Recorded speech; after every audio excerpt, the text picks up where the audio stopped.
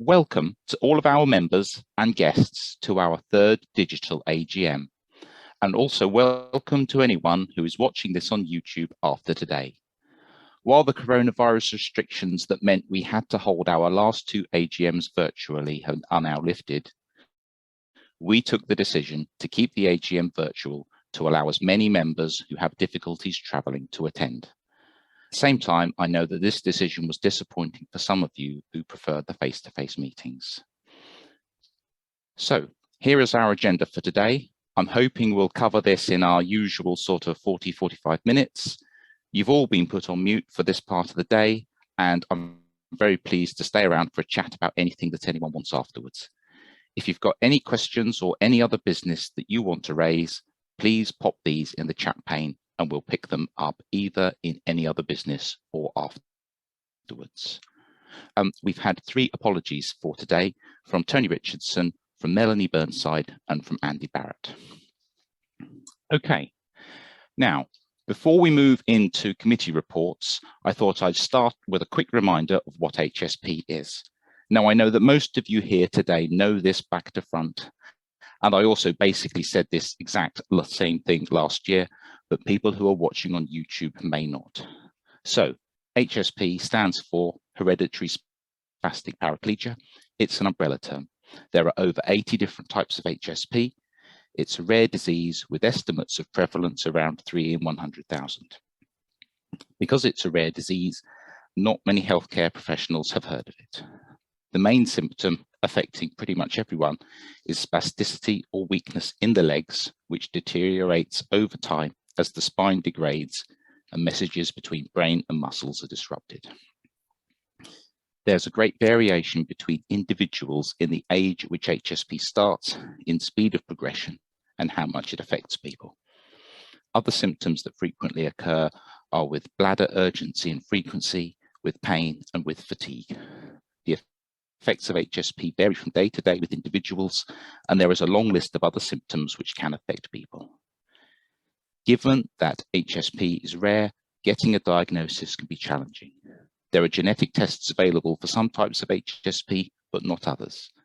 The early symptoms are similar to other conditions, and progression of HSP in an individual is hard to predict. Many people with HSP often find that they are isolated, lonely, or depressed.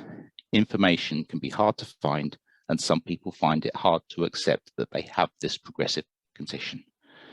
Right now, there are no cures for HSP. All of the available treatments are around symptom management, but it's worth remembering that there are great teams of researchers working on HSP all around the world, increasing understanding and looking for potential cures. Ooh, too fast. So, now you've heard about HSP, here's the quick reminder of the group's mission statement. So people with HSP, their families and their carers are at the heart of everything that we do. Our information and support helps improve the quality of life for those affected by HSP. Our friendly support community helps with sharing information and reducing feelings of isolation. And we support research into HSP, including developing treatments and improving understanding. So the support group, it's a registered charity, and all the work that is done for the group is done on a voluntary basis. Our main area is providing support to those with HSP, which we do by sharing stories and information and by awarding grants to members to help with purchasing equipment. There are 3 main ways we create our community: by our meetings, through our website, and through our newsletter. So Newslink, our newsletter, comes out 2 or 3 times a year, and we're always keen to hear about members' stories, activities, and their opinions. You can download these from the website.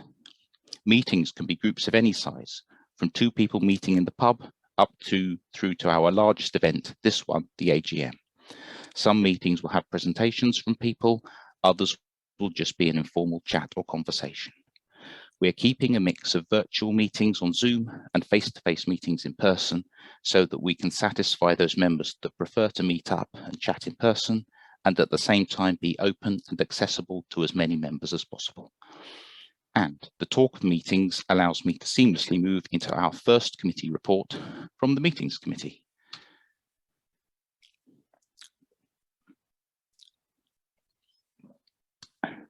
The Meetings Committee is the group of people that organise our meetings. They give support to meeting organisers and look into new meeting locations. We've been very happy to re-establish face-to-face meetings, with some already taking place this year. The decision to switch to face-to-face meetings sits with each meeting organiser. New meetings have been arranged in some areas, initially by Zoom. Our monthly Zoom meeting for all members have remained popular, and we are pleased that we've also started Zoom meetings for families, which tends to cover families with younger children. And we've also started Zoom meetings for families where someone has SPG 11 or SPG 15, and that tends to cover families where the affected person is an adult. The committee have created some more pages on our website, which cover more of the details of the meetings, and I'd like to thank all of our meeting organisers. The work you do is excellent, and the meetings are a vital part of our support community. As I mentioned last year, Hilary is stepping down as chair of this committee, and we're still keen for someone to come forward and to take on this role, and I hope that someone feels they could be helpful to coordinate our friendly group of meeting organisers. Next, we turn to Research Committee. There have been no new applications for funding for research projects this year. We recently sent out the second edition of our newsletter for researchers to help develop this community. Following on from last year, we had another student who wrote an essay for HSP for the 2021 Student Voice Award, but unfortunately they were unsuccessful. Another new activity last year came through our membership of Euro HSP. Discussions there with the Tom Varlig Symposium led to Euro HSP supporting an award for research projects into HSP, which look at treatments and similar aspects. Each of the Euro HSP members made a contribution to the award prize fund, and we're looking to do the same for this year's symposium. Last year, there were 8 papers submitted for the award, and the winning paper was in fact the Italian study, which we part-funded last year. You may also remember last year that I mentioned getting some HSP projects onto the final year thesis list for master's students studying at Cardiff, and I'm pleased to say that these are about to start. So, you may be interested to hear the story how we get here.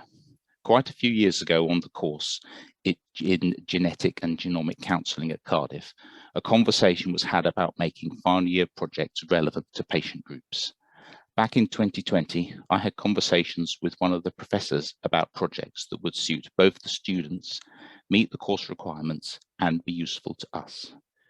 2 students elected to select projects to do with HSP, and once they have gotten those started, we will share details of how you can take part. And hopefully, Sydney is on the line now to be able to say hello and introduce herself. Hi, can you hear me? Hi, Sydney. Hi. Yes, I can. Thanks. Cool. So thank you, Adam. Hi, everyone. It's really nice to be here and meet you all. And I'd like to thank Adam as well for inviting me to this meeting. So yeah, like Adam mentioned, I'm a master's student at Cardiff University and I study genetic counselling. I'm here to talk a bit more about my dissertation. I won't take too long, but I intend very briefly to explore healthcare services for people with HSP for my dissertation. So a few things that I plan to explore are what healthcare services people with HSP access, if there are any barriers in accessing those services, and also I plan to explore people's experiences surrounding different healthcare services that they receive.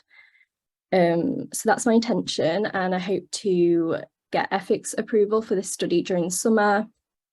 And then once that's sorted, I can go ahead with recruiting for this study. So I hope that some of you might be interested in lending some of your time to participate in my study. Very briefly, it's going to be semi-structured interviews. So there's certain topics that I'd like to ask you about and about your experiences, and you'll have a chance to kind of elaborate as well. And hopefully this study, like Adam said, can produce some useful insights that could be beneficial for the HSP community.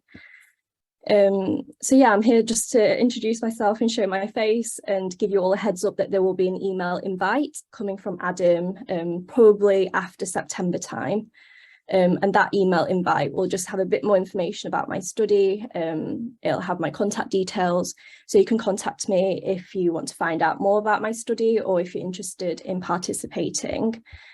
So that's my dissertation. Like Adam mentioned as well, I do have a course mate, Ivana, who you can see here, and unfortunately she can't make it today, but she also has a dissertation to do, and the email invite will just have information about my study as well as Ivana's study, and it will include both of our contact details, so you can contact whoever's study you want to find out more about, or if you want to participate in one or both. So yeah, that's all I have to say. I'd really appreciate anyone who's willing to participate in either mine or Ivana's study. It'd be really helpful for us, and I really hope to hear from some of you in the future, hopefully. And thank you all for listening and for your time.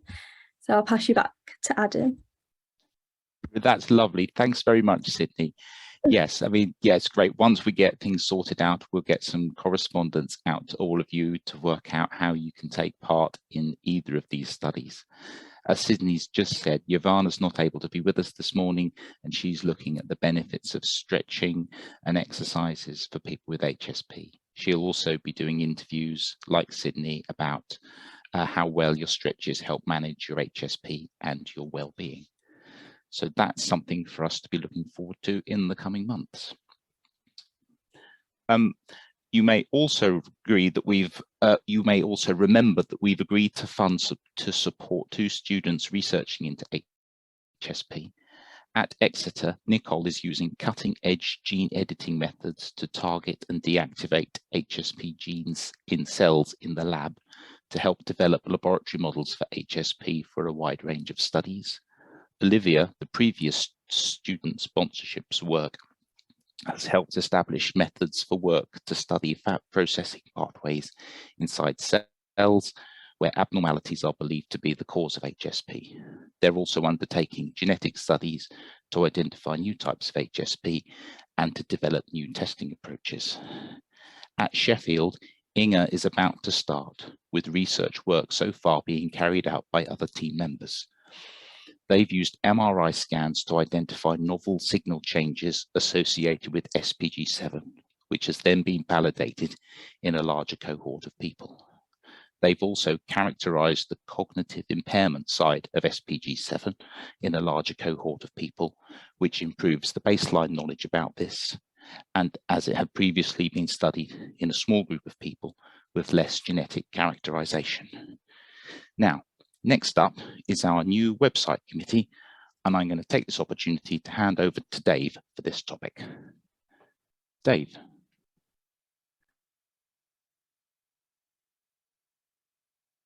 Good, let's do that. Hi there, everybody. Thank you, Adam, for that handover.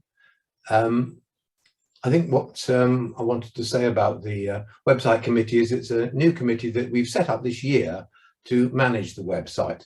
By manage the website, we mean the following things, really. To ensure the website is available to readers, so we are making sure that the background and the company that actually hosts our information is always up to date. And then once we've kept a live website, we want to liaise with other committees within the group for what the website content should be, or changes that need to be made, or additional information. And that should become a steady flow as people decide what it is they think we need to include on the website, and we'll work out with them how best to ensure that that happens. The other thing is to ensure that the website itself is available on current software and devices. Now, luckily, it's hosted on a product called WordPress, which is widely used across the world, and most of this activity of keeping it current falls to the WordPress platform itself. There should be not a great deal we have to do, but there might be odd things that crop up from time to time which we need to sort out. Item number 4 is the control of group documentation held on the website server. Again, choices have to be made. There are things that we have to keep on there that we will need to make sure stay current, and we need to make sure that it's a clear way to get through our committee to get those things hosted. So we will do that. The fifth thing that we want to mention that's distinct from the others is the control of the membership database, which is also held on the website server, contains a certain amount of content about our members, that which is necessary to manage our organisation and their membership, and no more. And we need to keep a handle on that and make sure that's exactly what it does and that it complies with all regulations. So really, that's the sum of things that we will be doing in the committee. We had our first meeting back in July. We will have another one fairly soon to handle any other things that have cropped up since then. So really, Adam, thank you. That's all I needed to say, I think, about the website. And hand back to you. Okay, super. Thank you very much, Dave. And then after we have done with website committee, we move on to membership committee. And I'm now going to hand over to membership secretary, Mitesh. Are you there, Mitesh? Yeah, hi, morning, everyone. So just a very quick update on the membership status. So we're good to see that we're continuing to grow. So we've had 24 new members from the end of 2021 to 2022 already, which is great. Our total membership numbers have increased by 11 from last year, so back from 356 to 367. And I guess this map is similar to last year. We cover most of the areas of the UK in terms of a member being present somewhere, hopefully that a new member can be in contact with if they want to be. There's still some areas that hopefully we can get some new members from, if there are any members present in those areas, in Wales and kind of Northern Scotland and Ireland. But yeah, we continue to grow as a group. I think from last year and sort of pandemic area, new members are moving forward, which is great. We're having new members from those, unfortunately, with children who are affected by HFP. But again, I think we've set up networks, hopefully that'll help them with communication and being able to support them with any questions that they have. So Adam, that's just a very sort of quick whistle-stop tour of membership status currently. Super, excellent. Thanks very much for that, Mitesh. And next we move on to our fundraising committee. So the key message is to give a big thank you to everyone who has supported the group throughout the year with donations and all sorts of fundraising activities. You will hear some specific details a little bit later on when we talk about 1,000 Mile Challenge and when we get to the awards part of the day. You should know that we are happy to help support any fundraising ideas which people have, and you may also like to hear that there are a few people who donate money to the group each month through their salaries, tax-free, through Give As You Earn schemes set up by their employers. So you may also be pleased to hear that Estelle Hetherington is running the London Marathon this year to raise money for the group. Her dad has HSP, and we're delighted that she's thought to raise money for us. If any of you or your friends are willing to support Estelle in this amazing venture, I've put the link to her Just Giving page on the screen. And we hope that the training goes well, and we're wishing Estelle the best of luck in the marathon. Talking of fundraising, there are some easy ways that you can raise money for the group. As I just said, we're happy to help support. For example, if you're taking part in events which want sponsorship, you can let us know and we can promote that on our social media channels, and our other channels are open. Anyone using Amazon can switch to the Amazon Smile app and raise money for the group using their normal Amazon account at no cost. You could also use Easy Fundraising, which pops a toolbar in your browser and triggers donations from many popular retail outlets, also at no cost. And we also have our Just Giving page for donations of any other kind. Now, this time last year, we launched our first major fundraising campaign, the 1,000 Mile Challenge. This was a great success, and I'd like to thank Rachel, whose amazing idea this was. As you can see, we had 46 different people contributing distances to this challenge. And overall, these 46 people travelled the equivalent distance from Land's End to John O'Groats, back again, and then even a little bit further than that. Overall, the event raised us £6,388, and I'd like to thank everyone who took part in this event and raised some money for us. You can see here a range of pictures sent in by some of our participants showing a few of the miles logged, some by themselves and others in groups. One of the things I was really pleased about was the really wide range of different ways of moving that everyone adopted. People used around 20 different modes of transport, which range from walking with and without sticks, a full range of manual and electric wheelchairs and mobility scooters, and then on to 2- and 3-wheeled bikes, some by pedal, some by hand, and some electric. We also had a few more unusual miles logged by horse, canoe, paddleboard, and water ski. Whilst most of the miles were completed outdoors, we had a few who submitted miles from indoor activities like swimming and using exercise machines. It was really good to be able to show to the rest of the world that even though we have a rare disease which affects our mobility, we can still keep healthy and have a good time and demonstrate that we can get about to where we want to get to. Now, you may also remember that last year, Ian Bennett organised a virtual Potato Pants Festival. I'm very pleased to hear that Potato Pants is up and running as an in-person event again this year. And I'm going to hand over to Ian to tell us a bit about this. Ian.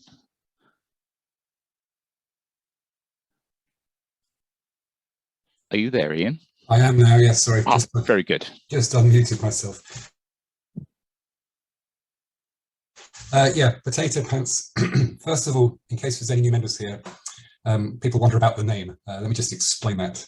One of our European members, a lady member, one of our European friends with HSP, when explaining to a friend what it's like to have HSP, she suggested that it felt like her trousers were full of potatoes, making life very clumsy and making it very fatiguing.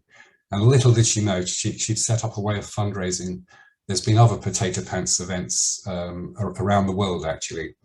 But I thought Potato Pants Music Festival was a much better name than the Hereditary Spastic Paraplegia Music Festival. It would have been quite a big banner outside the event, and quite a mouthful as well.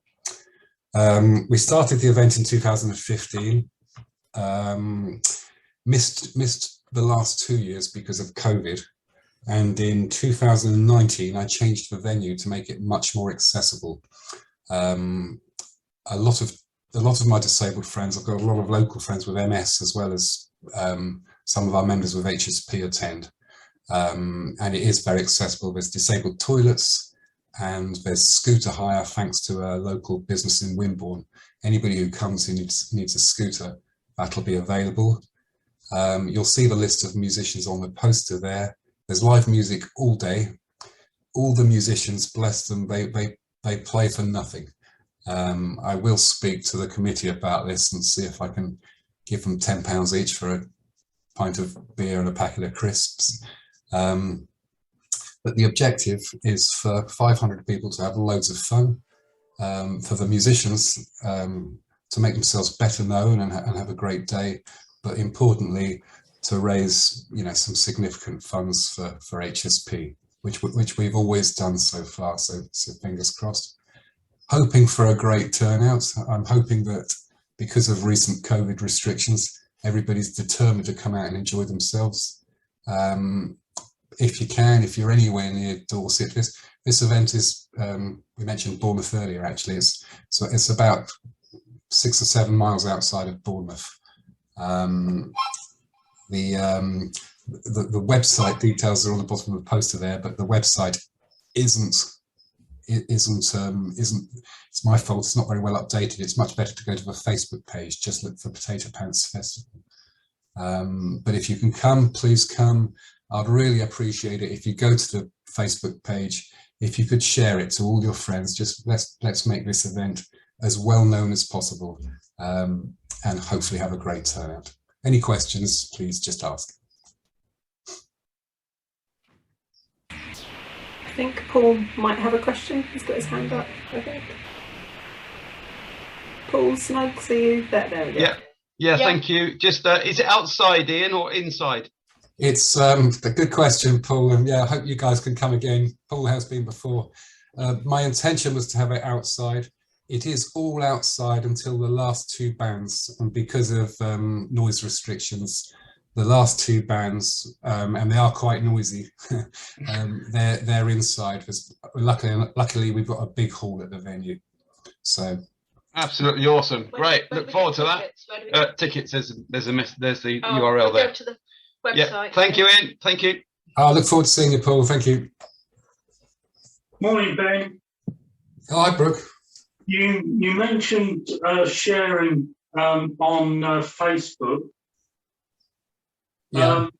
But I don't know whether we are able to share to members, obviously, like my able-bodied friends that obviously aren't members of the HSP Support Group of Facebook. Now go to the Potato Pants Festival page and see if you can share it from there. I think you, right. I think you can, and if you can't, just copy and paste and then share it from your own page. Just tell all your. There'll be a way of doing it. Just tell all your friends about it. I'll have to ask one of my youngsters because I've never actually mastered how to copy and paste anything in my life. Yeah, I don't understand Facebook sometimes. Sometimes there's a problem when it's a group. Okay. You can't share. There's always a way of doing it. Yeah. Super. Can I suggest that we carry on talking about Potato Pants when we get to the end, and then that can be more of the informal chat than our rather than the AGM. So thank you very much, Ian. Next is just a quick reminder of the statistics for our YouTube channel. You can see that overall we've had about 5,000 views of our videos, and I'll be adding to that load a bit later in the next few days by getting the video of this AGM up. So you can see that YouTube is proving quite popular with people being able to watch our proceedings and information and all that kind of thing. We've also got a quick reminder of our social media channels. We've got Facebook, Twitter, LinkedIn, YouTube, and we started an Instagram channel to be able to show some of our 1,000-mile stories. The numbers in brackets are the increases in followers for each channel from this time last year. And this is also a very similar page to one that I put up last year. A few people have been in touch, which is brilliant. We still need more help. As I said last year, we need to welcome a new secretary, as Dave has said that he wishes to stand down next year. In fact, Dave reached the end of his 3-year term this year, and he's standing for election again because we've not found a new secretary. Also, as I've said, we need a chair for our meetings committee. I thank Hilary and Jane for carrying on helping after standing down. It's very important that we fill these roles, otherwise we may not be able to function. In better news, we have found someone who is interested in becoming treasurer. John has started discussions with Sinead to introduce him to the role, and we will invite him to our next trustee meeting to see how well this works. Assuming that all goes very well, then Sinead will be up for election as a trustee at next year's AGM. So that is a quick overview of our committees and our activities over the last year, which brings me neatly back to the agenda for some of the more formal aspects.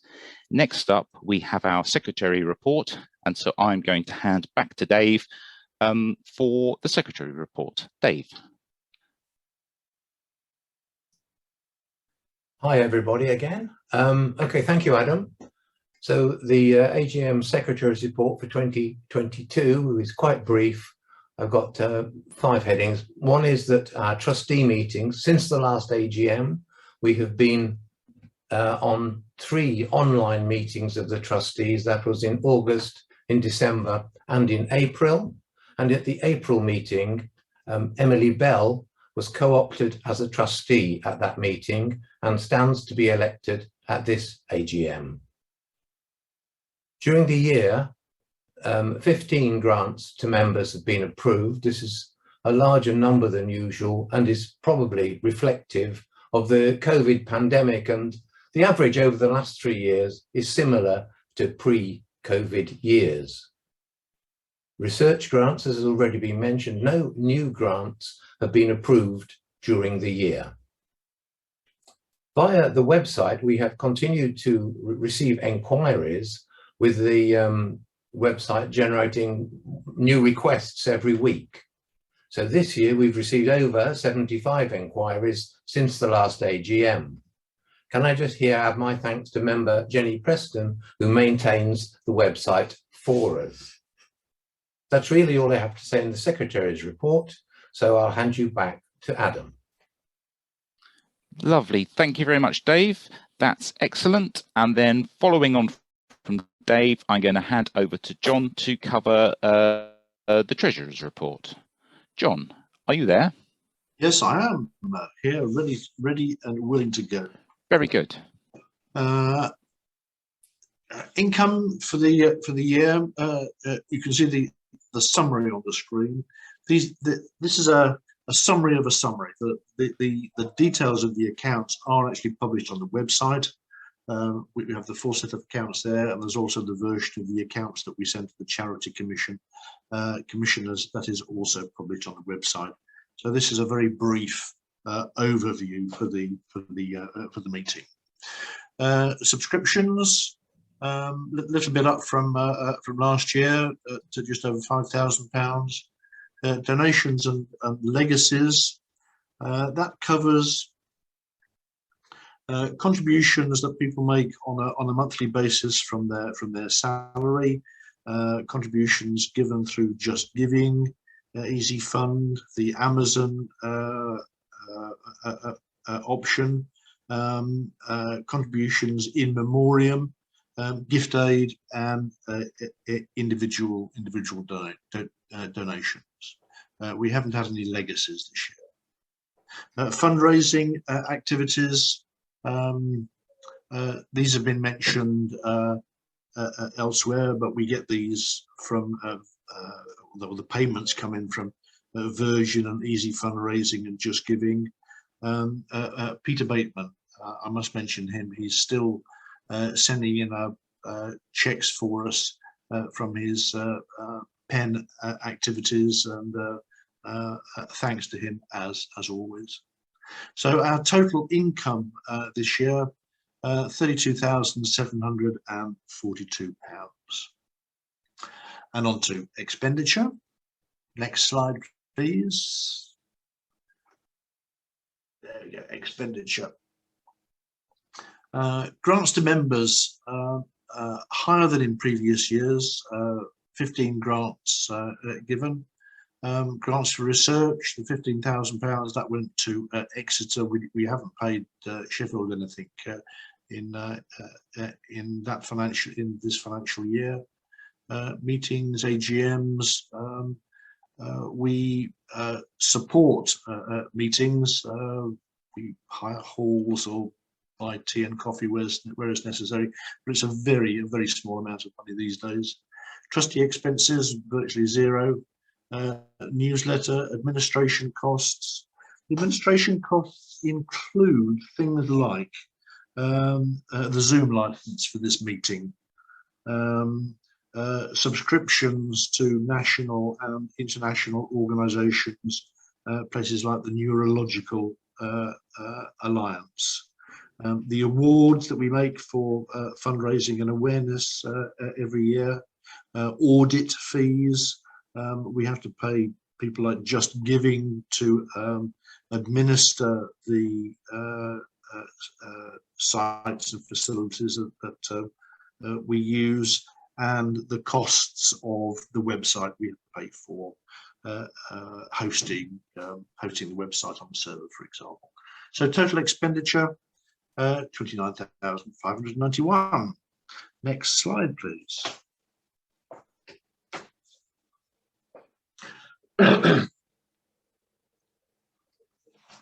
So we started off with 129,000 plus in the bank at the start of the financial year. Income, as we've seen, 32,000, expenditure 29,000. So the net movement of funds, we had more income than we had expenditure. So we've added £3,150 to our balance. So at the end of the financial year, we have assets of £132,365. And we allocate that money to two funds, a general fund and a restricted fund. And the restricted fund is where people have said when they make a donation that they would like their donation to go to research rather than anything else. So we therefore maintain two funds. We spent everything in the restricted fund last year, so the balance at the end of the year is zero. So we've got plenty of money there. We've added to that even in a COVID year when income has certainly gone down. People aren't throwing themselves out of aircraft and doing many long runs with COVID, but we're coming through that now. So I can conclude that the charity is financially in a very good state of health, and that there are no known financial liabilities. My thanks due to Sonia for her work on the accounts throughout the year, and to Chris Harvey for examining them. Both gave their time generously and free of charge, and I thank them both for the work they've put in. Any questions?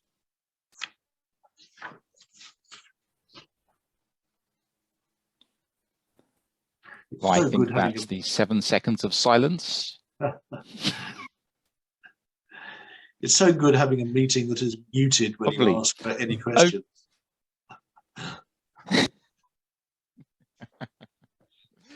Indeed, lovely. Okay, thanks very much, John. That is excellent. Now, we now move on to our voting results. So this year, in fact, we followed the same arrangements as last year, making the voting accessible to as many members as we can using both postal and electronic voting.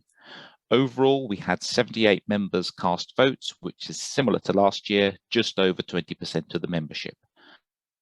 And whilst that's a bigger turnout than we would get at the physical AGM, there's still a silent majority of members who have chosen not to vote.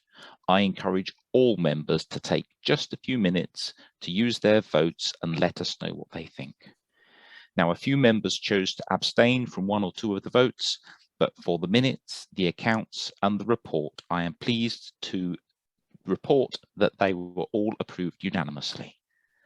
And now we move on to the exciting part, our awards. So I remind you that any member is able to nominate anyone for either award. I'd love to hear more from members who have helped the group, either by raising funds or by raising awareness, or indeed people who are not members of the group who are doing either of those activities. The stories that we get about these personal stories help make connections with people who haven't heard about us or haven't heard about HSP. So our Raising Awareness of HSP award this year goes to Estelle Marshall. Our regulars may recall that we awarded Estelle with the Fundraising Award last year, which means that she is the first person to win both of our awards. Estelle has been making more people more aware of HSP on quite a few fronts. On the meetings front, she's been instrumental in seeking out new venues for us to be able to hold meetings. She's also been using her physiotherapy experience to be able to help others understand the needs of people with HSP. She has also been sharing her experiences in the Facebook HSP groups to help share her knowledge and her experiences with other people.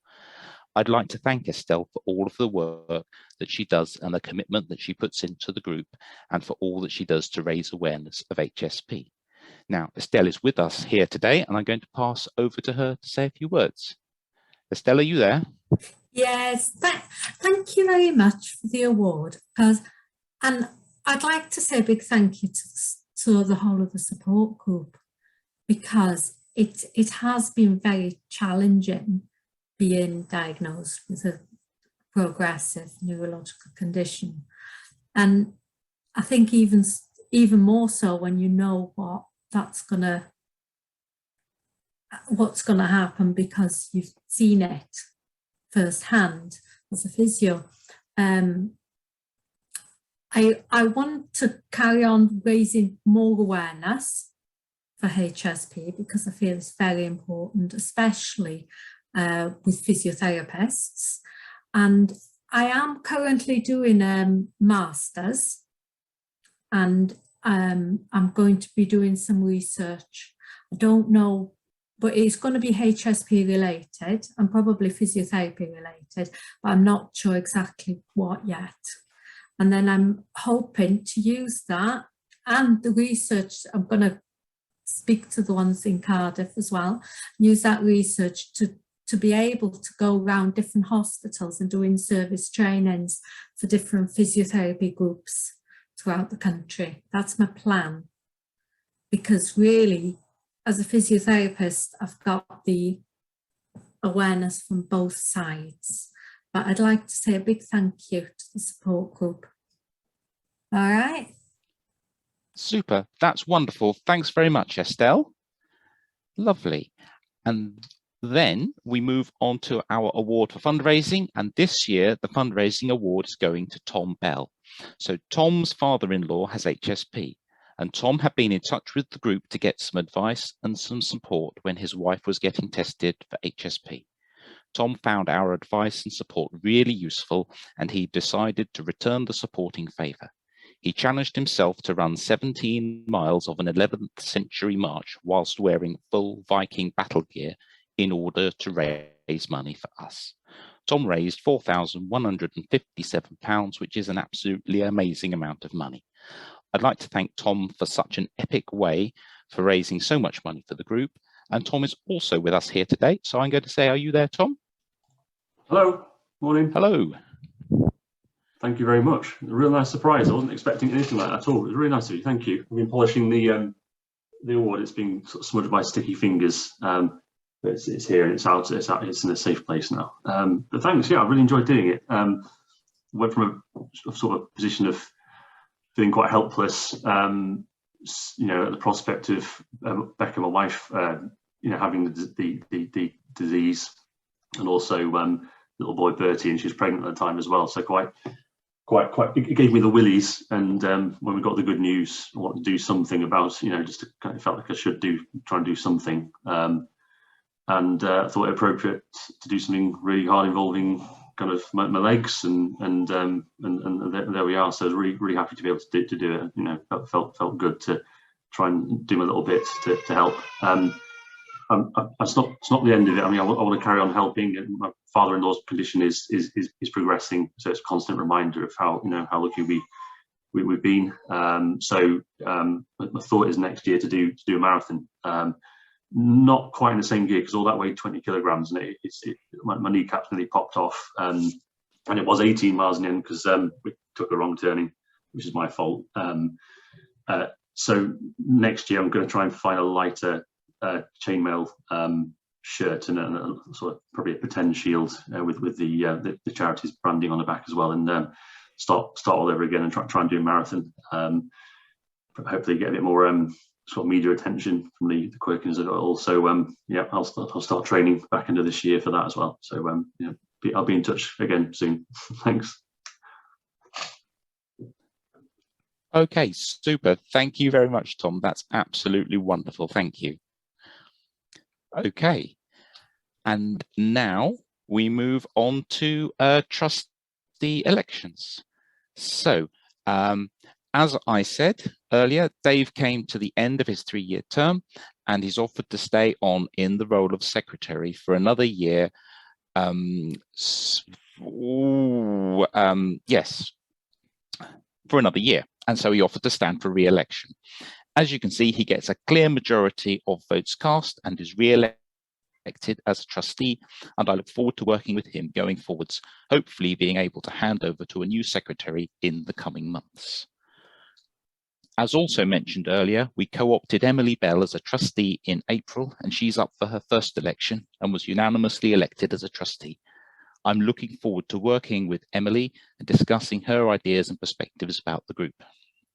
Unfortunately, Emily cannot be with us here today, but she has recorded a short video to introduce herself, which I'm now going to attempt to play.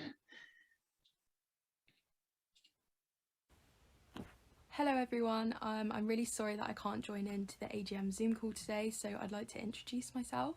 My name is Emily Bell, I'm 20 years old and I'm from Hampshire, and in September I'll be moving to Bristol to start my law degree. I'm also running for election this year as one of the new trustees for the HSP group.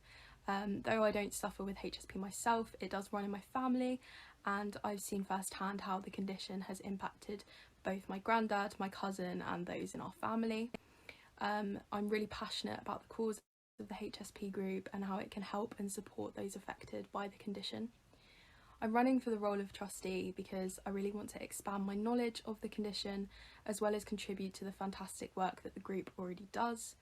I've already found all my initial involvements to be very rewarding and I can't wait to get started. I look forward to meeting you all soon and enjoy the AGM. Hello. Okay. So this slide shows the trustees for this year. We've got Mike, John, Dave, Mitesh and Emily working with me. Everyone is carrying on their roles, with John being the treasurer, as already mentioned, Dave being secretary and Mitesh being membership secretary. As I said, I'm also pleased that Sinead is interested in becoming treasurer, and we look forward to co-opting him during the year, with him being elected here next year. I thank all of these for their excellent work and look forward to us moving the group forwards together in a coordinated fashion. So we're now coming to the end of the AGM. Before I close with a few dates for your diary, I'll just ask if there's any other business which members need to raise. Rachel, is there anything in the chat that we need to raise as any other business, or is this stuff we can chat about afterwards? I think that lovely little video was very quiet. The sound was very quiet. So when we share the recording of the AGM back, we'll try and put a louder version in there so you can hear what she said. Fine. Okay, that's no problem. Super. Right. In which case, we'll move on to some dates for diaries. So I know that some of you were disappointed not to have face-to-face AGM this year. I hope that with our gradual return to face-to-face meetings, people are able to find one near themselves. We felt there may be some benefit in having a national social meeting, and so we've moved the previous AGM booking to Saturday, the 8th of October, and we're proposing to rebadge this as a social event. I'd be very pleased to hear from anyone as to what we could do for this social day and hopefully help with sorting it out. In keeping with making our AGM as accessible as possible, it is most likely we'll be back here next year by Zoom and then up on YouTube, and we've got a provisional date of Saturday, the 1st of July, 2023. And at the moment, I've also got 4 talks lined up for the summer. There are still a couple of dates to sort out and some details to confirm, but this is the latest information that I've got. Firstly, I'm in conversation with Ian Marsden to talk to us. You may remember that Ian was in the GB Paralympics team last year in the canoe. Ian has HSP, and I'm hoping that he will be able to join us to talk about his experiences. Next, I've been in touch with Citizens Advice Bureau, who are going to talk to us on Wednesday, the 10th of August at 7 p.m, giving an overview of the different benefits which people with HSP may be entitled to get. Later in August, we've got Andrew and Emma from University of Exeter back to talk to us, and they're going to give us the highlight of Olivia Rickman's PhD, which we sponsored a few years ago. They're going to talk to us on Wednesday, the 24th of August at 7 p.m. And lastly, when I was talking with Citizens Advice, they are keen to be able to talk with us also about energy support, grants that may be available, and other aspects of energy efficiency in these times of rising prices. I've not got a date for this arranged yet, but I'm hoping that will be early September. We'll follow the same form for all of these as last year, with presentations on Zoom, with opportunity to ask questions after, and I'm working on getting agreement to put them on YouTube. Once we've got dates and times and sorted, we'll have emails round with links, and I hope to see many of you there. And that brings us to the end of the AGM. So I'd like to thank everybody here for taking the time to be a part of this, and I'd like to thank everybody who makes a contribution to the group in any way. Thank you all.